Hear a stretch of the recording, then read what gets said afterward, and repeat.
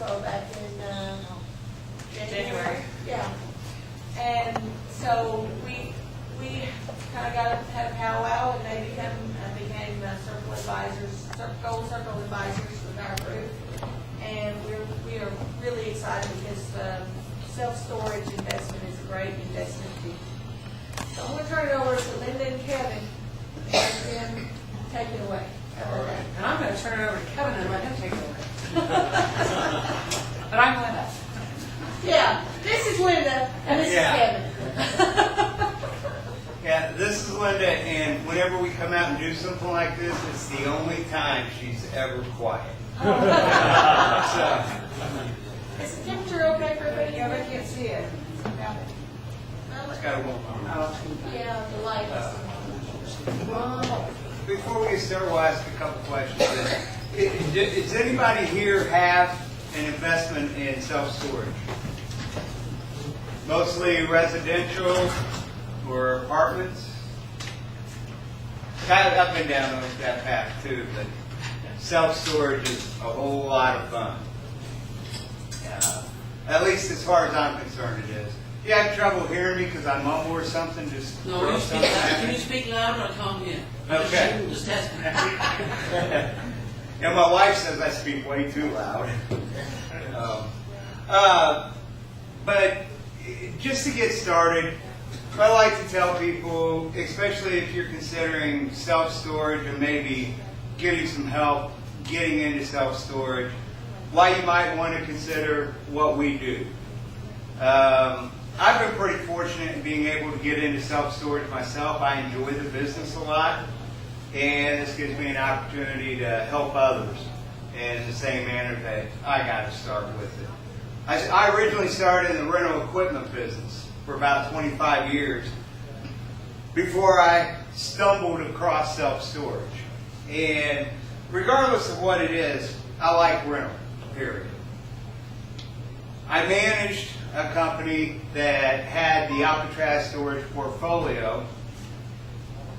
Through the Self-Storage Association, they have something called a certified self-storage manager, CSSM. And I thought that was important to get that designation. There's only about 73 of us in the country that have it. And I'll tell you why. It is the toughest class I've taken in my life. It's like 12 weeks long and a 2-hour test at the end of it. And you know, you take a test and you think, okay, I'll have time to double check my answers and everything. At an hour and 59 minutes, I got done. I was like, oh crap, I can't double check my answers. It was a tough test. And I stay pretty active in my church and with coaching sports. Basketball, baseball, football, even softball. So, the reason I got into self-storage, though, is that one of the first things I found out about this business, compared to a lot of other businesses, is that there are not a lot of mega companies out there. So they can't kind of squeeze the market like make sure it's okay to say Home Depot or Lowe's, you know, how they can kind of squeeze the market and keep the mom and pops out of it. With the self-storage business, 80% of it is mom and pop driven. I really like that about a business. It helps a lot. One of the most important things I think is this, though. Throughout a lifetime, about 1 in 10, 1 in 9 families will have a need for self-storage at some point. And they don't usually just use it for 2 or 3 months at a time. The national average is around 10 months. What I've found is it's more like about 18 months. And if you go after businesses, it's a much longer stay. So you have that residual income month after month. And one of the things I really like about it too is that it's rarely affected by the economy. Bad economy, good economy. Self-storage stays on kind of a nice even keel with a little bit of an uptick that has shown over the last 30 years or so. And you're doing residential and some apartments, right? Do we even need to talk about the hassle that you get with tenants, especially in residential? You don't have that with self-storage because they don't live there. More than anything, staying away from that hassle is huge, I think. Self-storage is continuing to grow. This is a business that really only started in the early 70s, and mostly it started here in the United States. And then over the last 15 years, it started pushing out. There was a little bit in England at the time, but I think it's in places such as India, Australia, et cetera now. So it's really starting to become more of a global thing, but it still continues to grow.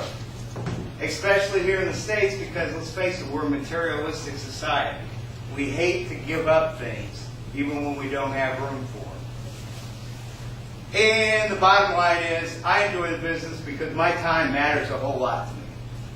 I want to be able to go out and coach baseball or coach football and not have to worry about being stuck in the office with a lot of headaches. That plays into it quite a bit also. But whether it's self-storage, or like I told you, I was in the rental equipment business for a number of years. The one thing that I love about it is, the bottom line is, I own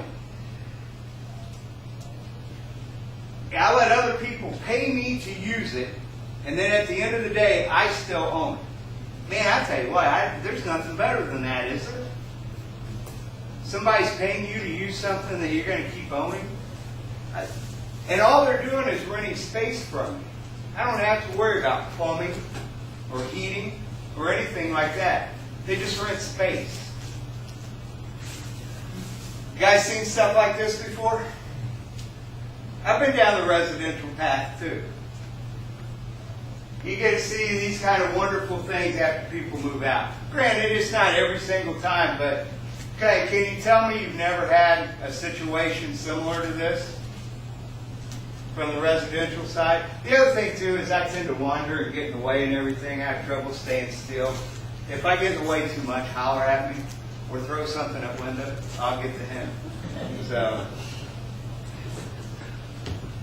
when you get right down to it, these are some of the biggest hassles that you can have. You start to look at what your original investment is, how much money you might spend in renovating, what that costs you in time and materials, and the biggest thing is this right here, lost revenue. Because you can't rent the thing while you're renovating it. House, duplex, it's all about the same thing. So